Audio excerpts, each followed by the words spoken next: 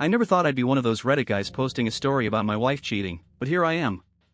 And yeah, it's as gross as the title makes it sound. If I could go back and undo the last 6 months of my life, I would. But the worst part? I didn't even see it coming. I'm 37, been married to my wife, Emily, 36, for a little over 10 years. We met in college, started dating the year after graduation, and got married in our late 20s. We were one of those couples people looked at and said, "You two were made for each other." For the most part, that felt true. Until recently, I guess. Emily's always been very social. She works in event planning, which fits her personality perfectly. She's always juggling social calendars, planning birthdays, helping friends with weddings. I'm the opposite. I'm an IT, work from home, keep a low profile. We've always balanced each other out that way. I give her structure, she gives me spontaneity. Or that's what I used to think. Anyway, a few months ago, Emily got invited to her college friend Rachel's wedding in Miami. Rachel was one of her bridesmaids back in the day, but they haven't been super close for the last couple of years. Still, she was excited. Miami, beach wedding, girls' weekend. She started planning her outfit weeks in advance. The weird part? I wasn't invited. She told me it was a no spouses kind of thing. Just girls. No plus ones, no exceptions. I thought it was a little weird, considering I'd met Rachel several times and even helped them move once. But I didn't push. I trusted her. We'd never had issues with jealousy or anything like that. If she wanted a weekend with her girls, cool. I'd stay home, play some Elden Ring, catch up on work. Whatever. She left on a Thursday and was supposed to be back Sunday night. She texted me here and there, but it wasn't like our usual vibe.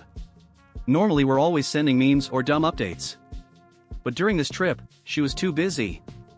Every time I asked how things were going, she'd just say, "Having fun," or send a blurry photo of a cocktail. I told myself it was fine. Let her have her fun.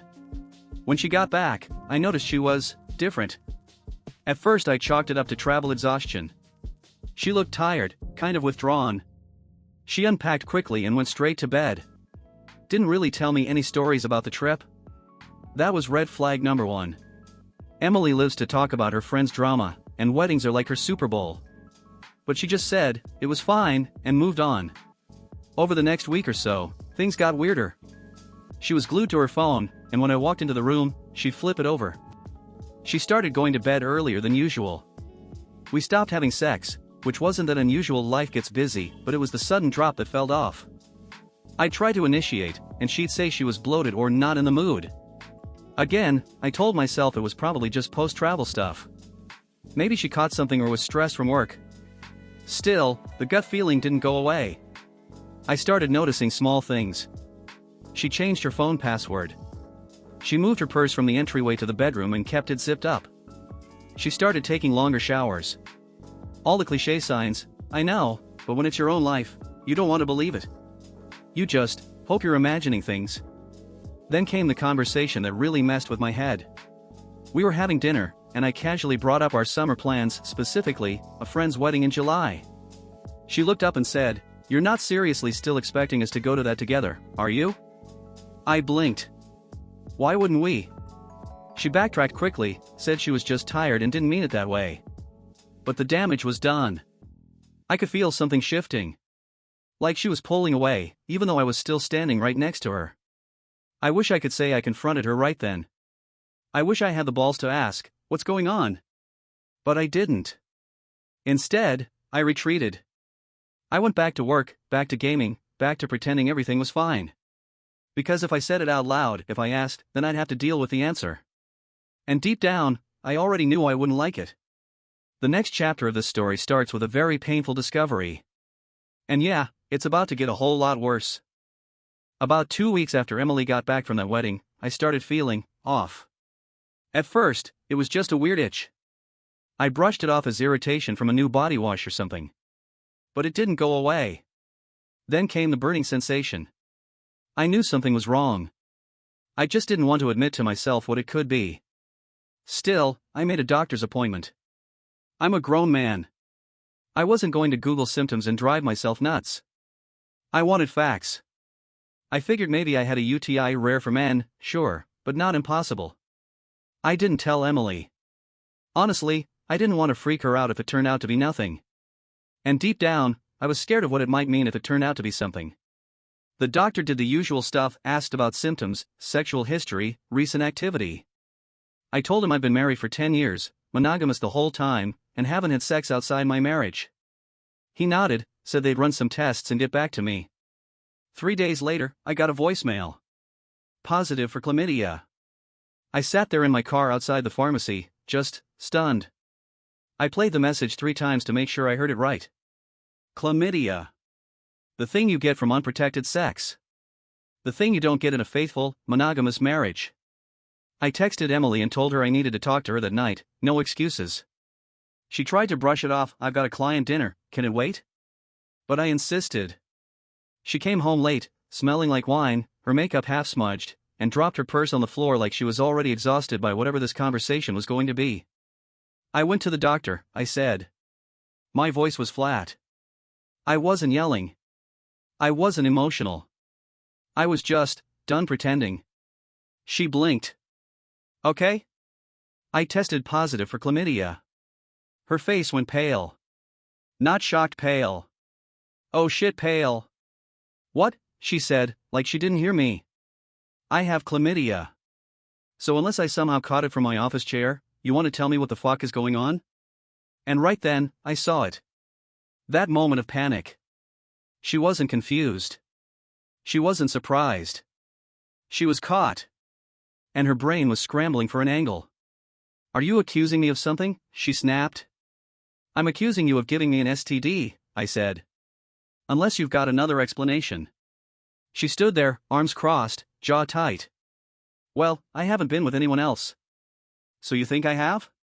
She didn't answer. Just looked at me like she was waiting to see what I'd do next.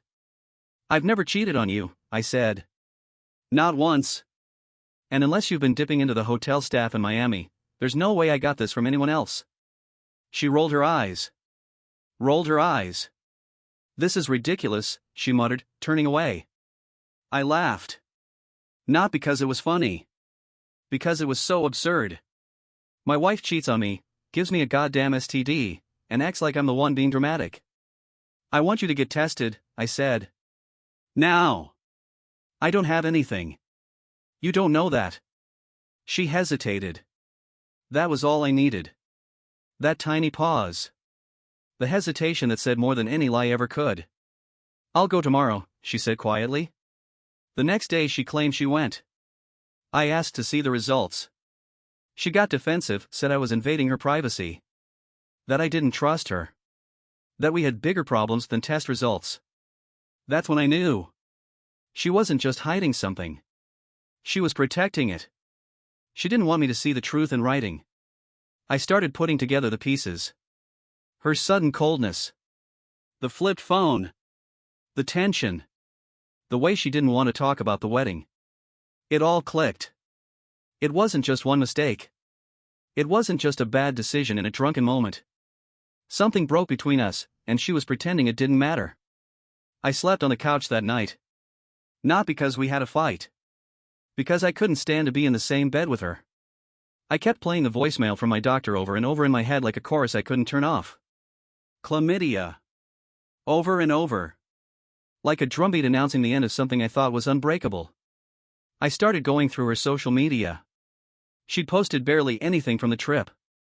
Just one group shot with a caption like my girl's clinking glasses and a beach photo that could have been from any year. I noticed one of the girls had been tagged. I clicked through her profile, nothing crazy, just a few clips from a bar, some blurry dancing, nothing incriminating. But there was one shot that caught my eye. It was a photo of the group at a rooftop lounge. Everyone smiling, arms around each other. And there, right in the middle, was Emily sitting on a guy's lap. The guy was tall, tan, and had a ridiculous smile. I'd never seen him before in my life. I screenshotted it. Sent it to her. No reply. 3 hours later, she texted, "Can we talk?" That was the moment I realized we weren't going to come back from this. Not as husband and wife. Not as anything. We sat at the kitchen table in silence. Emily looked like she hadn't slept, hair in a messy bun, hoodie on, no makeup. I'd never seen her like that, not in the lazy Sunday way, but like her whole body was heavy with guilt. Or fear. Or both. I had the photo on my phone, open on the screen, face down on the table between us. She didn't touch it. Didn't look at it. I want the truth, I said. I don't know what you want me to say, she whispered. How about, I fucked up, I cheated on you, I was selfish, and now you have an STD because of me? That would be a start. Her lip trembled. She didn't cry, though. She was never one of those people who cried easily. I almost respected her for that. But now, it felt cold. Detached. Like she'd already processed it and moved on, while I was still sitting in the wreckage. I didn't mean for any of this to happen, she said finally. Yeah. Most people don't mean to burn down a house, but it still catches fire when you light a match. She flinched. Good. I was drunk, she said. We all were. It was after the wedding, after the reception. We went to this after-party thing. I didn't know half the people there.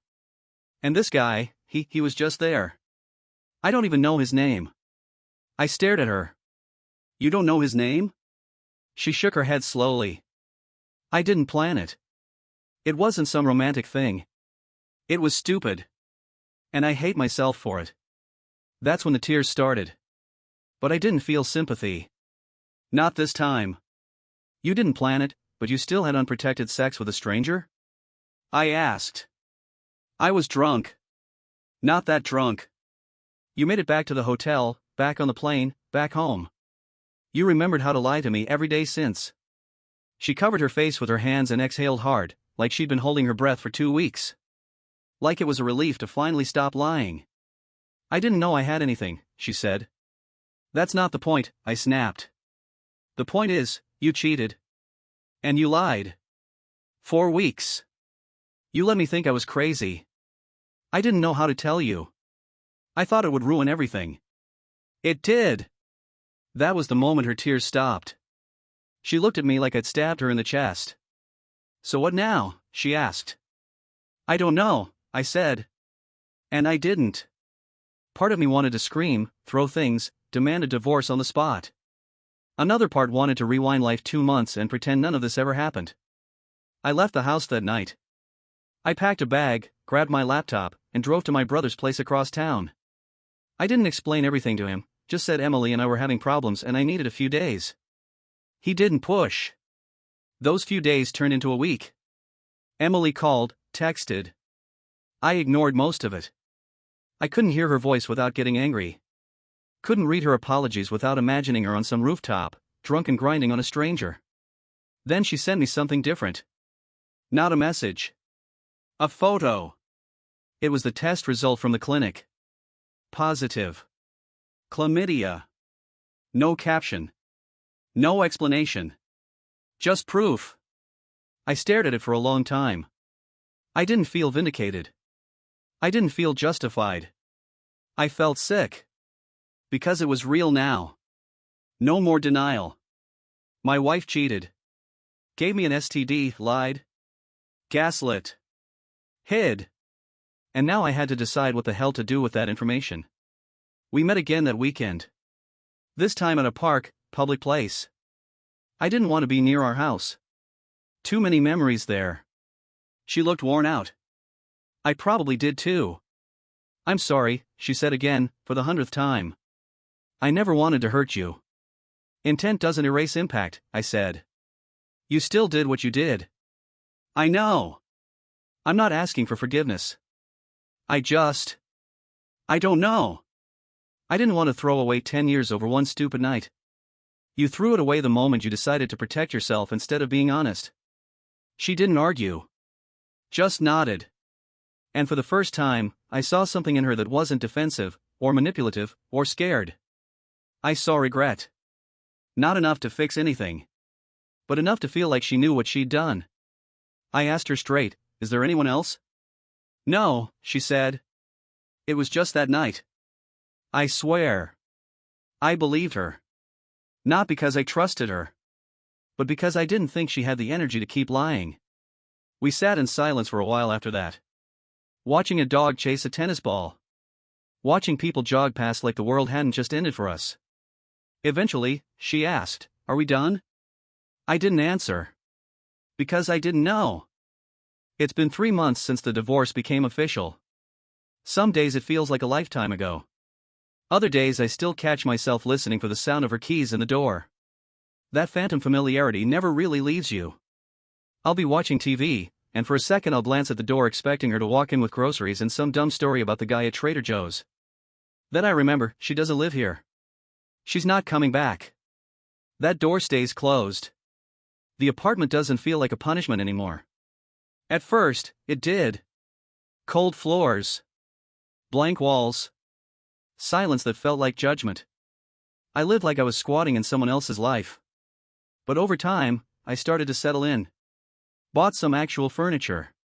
Got a real bed frame. Picked up a plant I'll probably kill. Ordered rugs I didn't need just because I could. I let myself choose what the space looks like. For the first time in years, I wasn't decorating around someone else's taste. It's not home. But it's mine. I started cooking again. Not the elaborate kind of stuff we used to do together, just basic meals. Scrambled eggs, roasted vegetables, pasta. Nothing fancy. Half the time I overcook the chicken or forget to salt the water. But it's my food. I eat in silence, or with YouTube in the background. I don't set the table anymore. I don't need to. Friends have stopped asking how I'm doing. I think they got tired of hearing me say I'm okay with the same dull tone. Truth is, I'm not sure what I am. Better? Worse? Numb? It changes by the hour. Work's been my lifeline. I took on a massive infrastructure migration project right after the split, and it ate up my focus in a way that felt like relief. There was no room to spiral when I was neck deep in permissions and data loss prevention. My team has been solid, supportive, but hands off. No one pried. They just let me work, and weirdly, that felt more comforting than any hug. Weekends are harder. That's when the silence gets loud. I used to wake up to the sound of her in the kitchen, half singing and half cursing at the coffee grinder. I'd lie there and listen to her move around, the little morning rhythm we had. Now, I wake up to nothing.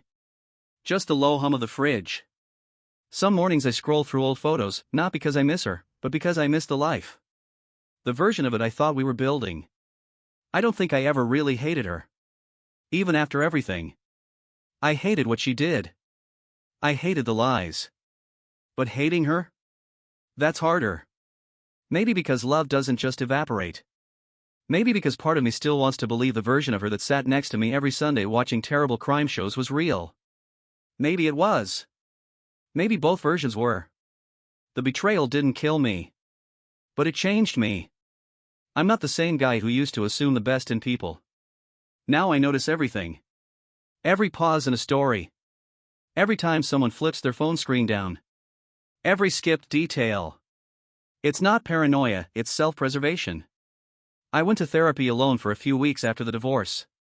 It helped, I guess. My therapist said something that stuck with me: you don't need to forgive her to move on. But you do need to forgive yourself for not seeing it. That hit me hard. Because the shame wasn't just in what she did. It was in the fact that I didn't see it coming. That I trusted. That I let my guard down so fully that someone could destroy me with a single lie. I kept asking myself, was I naive? Or just hopeful? There's a difference. I still don't know which one I was. 2 weeks ago, I got an email from her. No subject line. Just, for what it's worth. I stared at it for a full day before opening it. It wasn't long. She didn't beg. Didn't try to spin anything.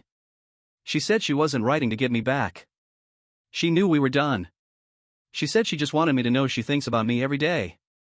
That she knows she broke something sacred. That she's sorry, not for getting caught, not for losing me, but for becoming the kind of person who could do what she did. She said she hoped I'd find someone one day who would love me the way she should have. I didn't respond. I won't. But I didn't delete it either. I've read it 6 times. Not because I believe it redeems anything. But because it reminds me that even people who ruin your life can still feel regret. That remorse doesn't always equal forgiveness, but it means something. I went on a date last month. A friend set me up. She was sweet, funny, had this nerdy love for marine biology that I found oddly charming. We had drinks, talked for hours. When she asked why my last relationship ended, I froze.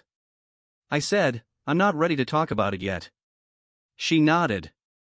No pressure. Just waited. I never texted her again. Not because I didn't like her. Because I didn't trust myself. I didn't trust me to not expect betrayal around every corner. To not read too deeply into a pause. To not brace for impact every time my phone buzzes. It's not fair to bring someone into that. I don't know if that changes. If time makes you softer again.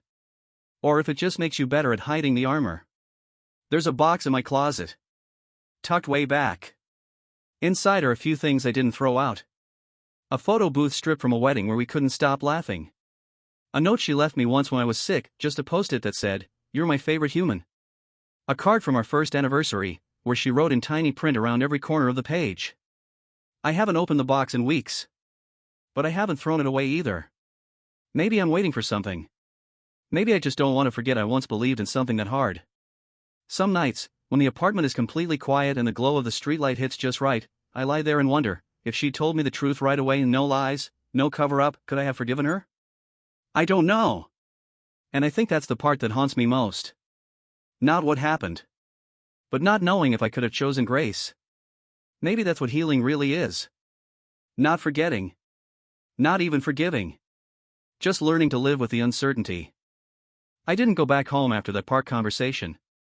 I couldn't. The house felt poison now. Every room had a memory, and now every memory had a question mark next to it.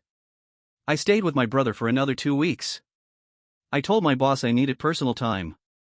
He didn't ask questions, just said to take care of myself. That kind of support made me want to cry, but I didn't. Not yet. Emily kept texting.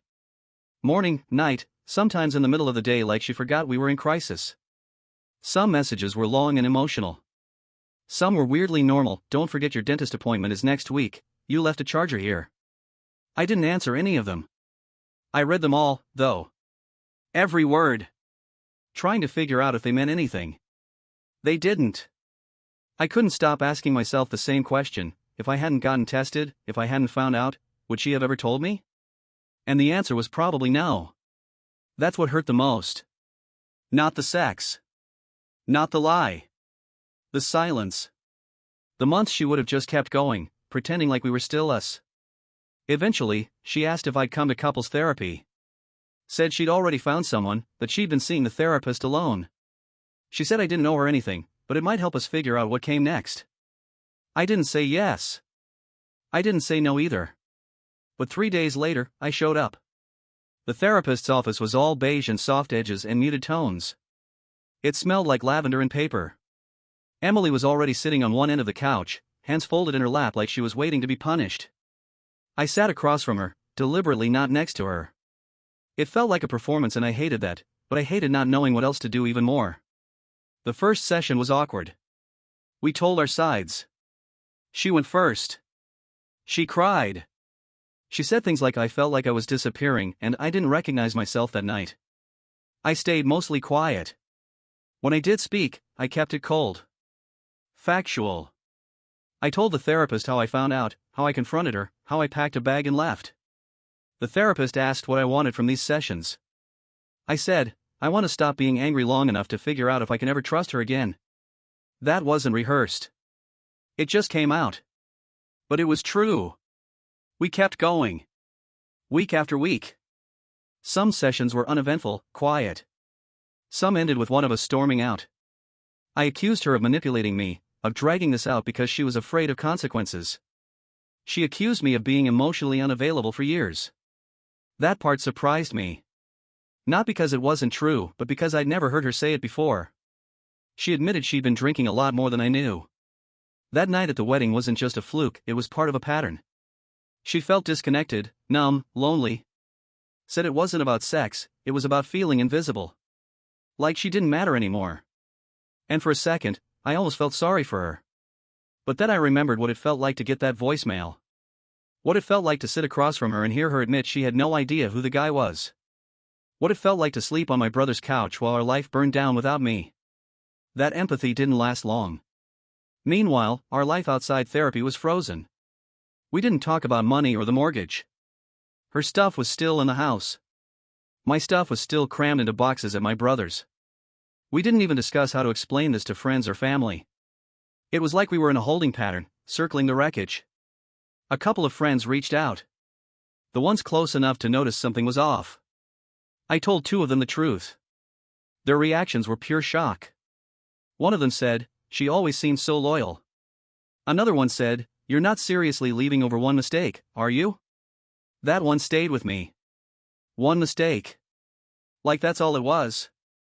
Like it didn't come with infection, betrayal, humiliation. Like you could just patch it up and move on. I realized then that people don't understand what cheating actually does to you until it happens to them. It's not just broken trust, it's like someone detonates a bomb in your sense of reality. And you have to sift through the pieces trying to figure out what's salvageable and what's radioactive.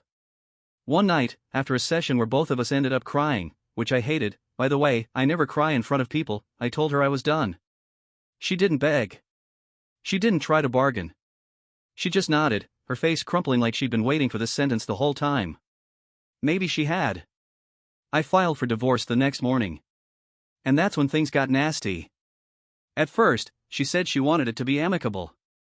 Said we could split everything 50-50, that she didn't want to fight. I believed her. Big mistake. As soon as lawyers got involved, everything changed. She wanted the house. Then she wanted the car. Then she wanted the house and a chunk of my retirement fund. Suddenly it was all leverage. She accused me of emotional abandonment. Said I checked out years ago. That the marriage had been dead long before Miami. We stopped texting. Switched to email. Then only through lawyers. Cold, clinical, formal. It was like the person I'd loved for 10 years had been swapped out for someone else entirely. I moved into a one-bedroom apartment a couple miles from work. No decorations. A mattress on the floor. A folding chair. A desk I assembled from a kid at 2 a.m. while watching YouTube in the background just to avoid thinking. My mom called one day. Said Emily had reached out to her. Wanted to talk. To explain. I told my mom she didn't owe Emily anything. That she didn't have to pick sides. She said she wasn't. But I could hear the heartbreak in her voice. Not just for Emily. For me. That's when I broke. I cried alone in that stupid apartment, sitting on the mattress with a takeout box in my lap, feeling like my whole life had been bulldozed. It wasn't just losing a marriage. It was losing me. The version of myself I had been for 10 years. The version that knew Sunday breakfast at the diner, or her laugh when she watched trashy reality shows, or how she hummed when she folded laundry. It was all gone. And she'd thrown it away for a stranger she didn't even remember. I signed the final papers 2 months later. Didn't even see her. Just a PDF in my email. Clicked, signed, sent. That's it. That's how 10 years ends in 2025. With a file. A signature. And silence.